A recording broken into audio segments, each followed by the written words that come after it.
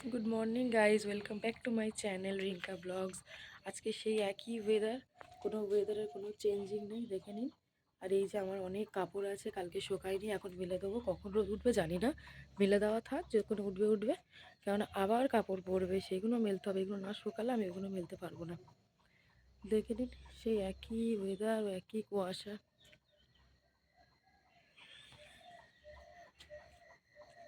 আমার কাপড় মেলা হয়ে গিয়েছে, এই যে এদিক থেকে ওদিক অবধি দিয়েছি। দেখি কখন রোদ ওঠে আর কখন শুকাবে। বাসনগুলো মেজে নিই, মেজে নিয়ে আবার আপনাদের সাথে আমি আসছি। মর্নিং। Good morning. করতে করছে চুমু খেয়ে নিল। দেখো সারপ্রাইজ উঠে গেছে এখন ঘুম থেকে। সাফানো রেডি, পড়তে যাবে, বেচারা শান্তি নেই। আজকে শনিবার, তাও ওর সোম মঙ্গলবার দিন আন্টি পড়ায়নি বলে ওই জন্য আজকে পড়তে যাচ্ছে। ও 8টা বাজে, এখন যাবে এবারে। আর এর তো ঘুমই ভাঙছে না। ওটো ওটো, উঠবে না। ও বাবু আমার কাছে তুমি সারা আমাকে শুতে দেওনি কেন? এই দেখ পাপা করছে পাপা করলো। দেখ পাপা বেরিয়ে আসছে। বাবু। বাবু গুড মর্নিং বললি না চিকু? হ্যাঁ, গুড মর্নিং বল। Good morning. তুমি বলে দাও হাই গাইস, বলে দাও। সাফান এখন পড়তে যাচ্ছে, যাও।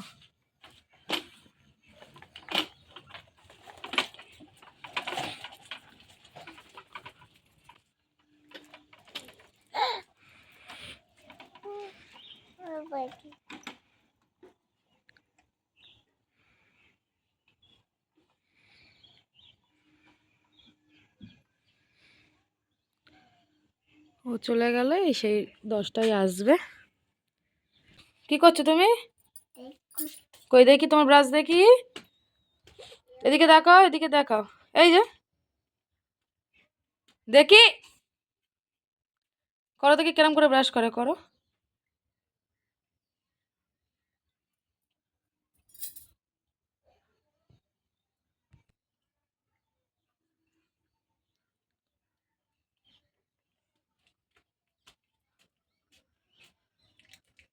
শুধু ফেলে দাও।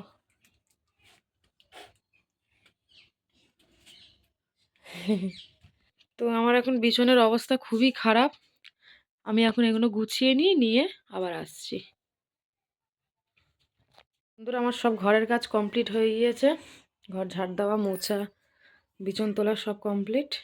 এবারে রুটি করব, রুটি করে আমি স্নানে যাব।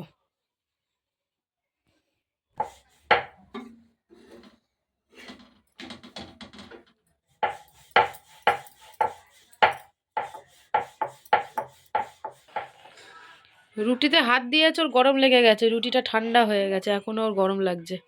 গরম লেগেছে? কিরম করে গরম লেগেছে একটু দেখি দাও। এটা এটা গরম। ও, চলো বন্ধুরা, আমাদের চান হয়ে গেছে, এবার আমি নাস্তাটা করে নিই, করে নিয়ে পরে আসছি। তো গাইস এখন আমি দিদি বাড়ি যাচ্ছি।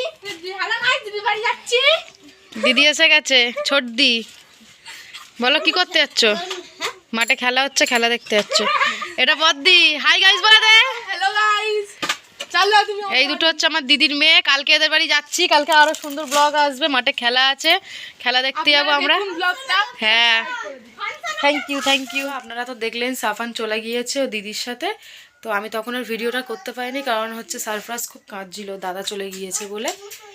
তো এখন এই খেলছে। হ্যাঁ, খুলে দিচ্ছি, দাঁড়া।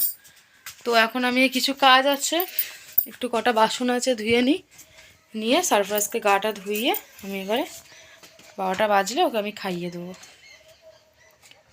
স্নান করে চলে এসছে এখন, এবারে ও ভাত খাবে। বাবু ঠান্ডা লেগেছে?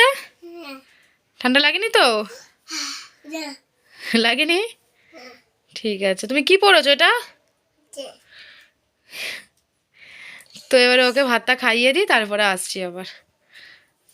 বন্ধুরা, আমি ওকে ভাত খাওয়াচ্ছি আর ও দেখো ওখানে চলে গেছে। এই যে ভাত এখানটা পড়ে রয়েছে আর ও ওখানে গিয়ে বসে আছে। আর আমি আমার মতো একটু টিভি দেখছি। কি করব, এখন সাফার নেই, ও থাকলে একটু সময়টা পাস হয়ে যায়, কিন্তু ও তো এখন গিয়েছে দিদির বাড়ি ঘুরতে। ও ঘুরুক, কালকে আমিও যাচ্ছি। কালকে গিয়ে আপনাদের খেলাটাও দেখাবো, মাঠে কিভাবে খেলা হচ্ছে। বাবু খেয়ে নেবে, আসো আসো খেয়ে নেবে, আসো তাড়াতাড়ি আসো। গালই নাড়ে না, দেখছেন? ও গাল হাঁ করে একদম মানে মুখ বন্ধ করে বসে আছে, কোনো মতে গাল নাড়ে না। ওকে খাওয়াতে গেলে 1 ঘন্টা সময় লাগে আমার। বন্ধুরা, এখন এই সারফরাজ বিকেলে খেলা হয়ে গেছে, এখনও খেলছে। আমার এখন অনেক কাপড় আছে, ফোল্ডিং করে নিই, তারপরে আমি ওকে খাওয়াবো। সন্ধ্যার টিফিন আমার শাশুড়ি মা এখন আমার জন্য স্যান্ডউইচ এনে দিয়েছে, আমি এখন খাবো। এখন সারফরাজ বেলুন নিয়ে এখন খেলা করছে।